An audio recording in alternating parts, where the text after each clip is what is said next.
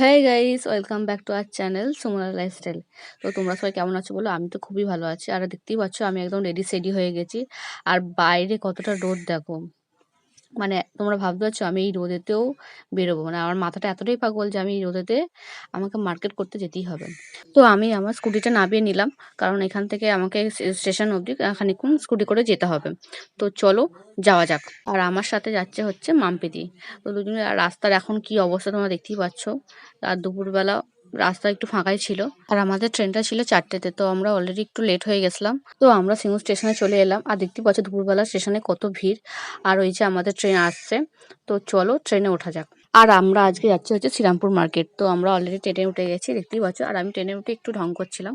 তো মাম্পিদি আমাকে এটাই বলছিল যে তোকে ফোনের ক্যামেরাতে গালগুলো অনেক ফুলু ফুলু গোলু গোলু লাগছে, আর সামনে থেকে একটু অন্য লাগছে, মানে ফোনেতে একটু অন্যরকম লাগছে বিশেষ করে। আর বাইরেটাও কি সুন্দর লাগছে দেখো, সবুজ সবুজ ঘাস আর নীল আকাশ, কত সুন্দর। মানে মানে এখন বোঝা যাচ্ছে যে শরতের ওয়েদারটা এবার চলে এসেছে। তো খুবই সুন্দর লাগছে এই আকাশটা দেখতে, আমারও তো খুবই ভালো লাগে। তো আমরা এবার নেমে গেছি, নেমে বেরিয়ে গেলাম সাঁকোতে মার্কেটের দিকে। তো দেখতেই পাচ্ছ মার্কেটের ভেতর সেরকম একটা ভিড় ছিল না, মোটামুটি ছিল। তো প্রথমেই আমরা চলে গেছিলাম শাড়ির দোকানে, কারণ আমার শাড়ি কেনার শাড়ি কিনবো বলেই এসেছিলাম।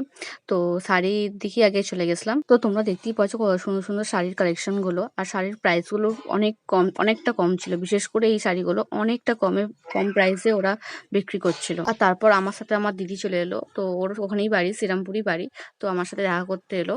দেন আমরা তারপর চলে গেলাম ভিতরের মার্কেটের দিকে। আর তোমরা দেখতে পাচ্ছ এই সালোয়ারটা আমার অনেক বেশি পছন্দ হয়েছিল, বাট ওরা আমাকে কিছুতেই ওই প্রাইসের মধ্যে দিতে চাইলো না। আর আমাকে আমার দিদিও বললো যে তোকে নিতে হবে না রাগের মাথায়। তো আমরা নিলাম না। তারপর আমরা চলে গেলাম উপরে একটা মেগা বাজার মলেতে। তারপর আমরা একটু চাটা খেলাম। তো আমাদের অনেকটা খিদে লেগে গেছিলো, তাই আমরা একটু চা খেলাম। খাওয়ার পর দেন দিদি চলে গেল, আমরা আবার একটু বেরিয়ে বললাম চারদিকটা একটু ঘোরার জন্য। তারপর আমরা এবার ট্রেন ধরার জন্য চলে গেলাম। তো আমাদের ট্রেন এসে গেল, আমরা অলরেডি ট্রেনে উঠেও পড়েছি। আর আমি কি কি কিনলাম সেটা যদি তোমরা দেখতে চাও তো অবশ্যই কমেন্ট সেকশন জানো, আমি পরে একটা নেক্সট ব্লগেতে আমি এটা দেখিয়ে দেবো। দেখা হচ্ছে নেক্সট ভিডিওতে। আজকের মতন টাটা। আর যারা যারা চ্যানেলটাকে সাবস্ক্রাইব করোনি তারা অবশ্যই চ্যানেলটাকে সাবস্ক্রাইব করে দিও।